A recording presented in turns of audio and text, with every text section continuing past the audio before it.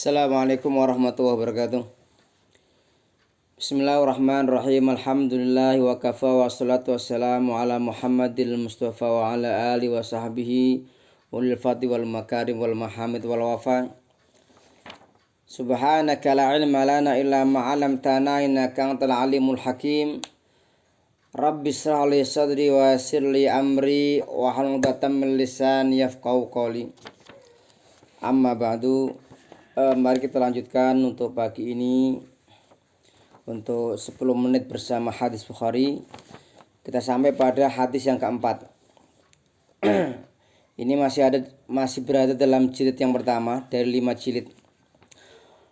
Qala Ibnu Syihab berkata, wa akhbarani Abu Salamah ibnu Abdurrahman.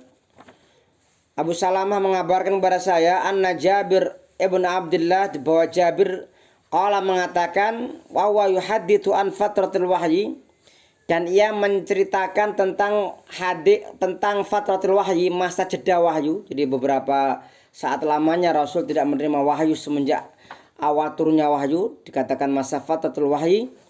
Faqala fi hadisi, maka qala, ia mengucapkan dalam hadisnya,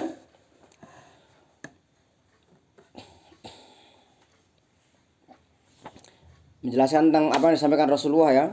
Rasul mengatakan, baina ana amshi, ketika saya berjalan, idh sami'atu sautam minas sama, ketika aku mendengarkan suara dari langit, farafa'tu basari, maka aku mengangkat pandanganku, fa'idhal malakul ladzi ja'ani bi Hira, maka tiba-tiba aku melihat malaikat yang datang kepadaku di gua Hira, jalisun ala kursi, duduk di atas kursi. Ini kursinya tidak bisa kita bayangkan ya, seperti kursi yang di dunia berbeda ya.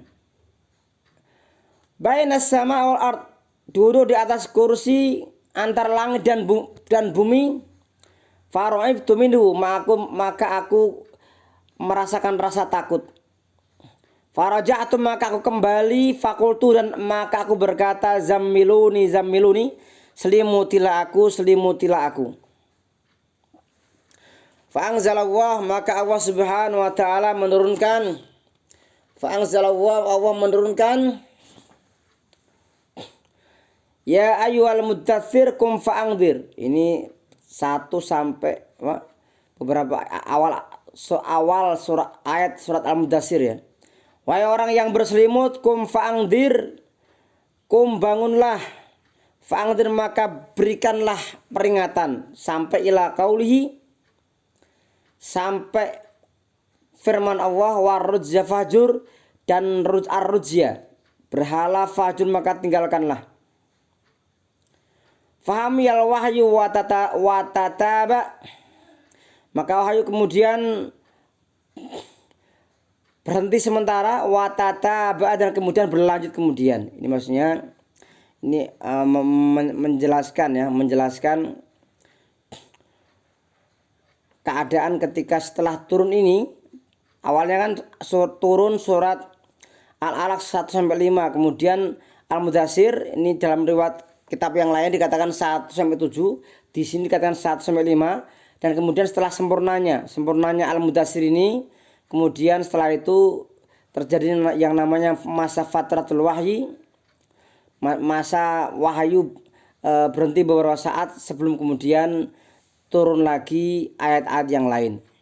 Baik, demikian satu hadis yang saya sampaikan. Pelajaran yang bisa kita ambil adalah pelajaran tentang apa? Tentang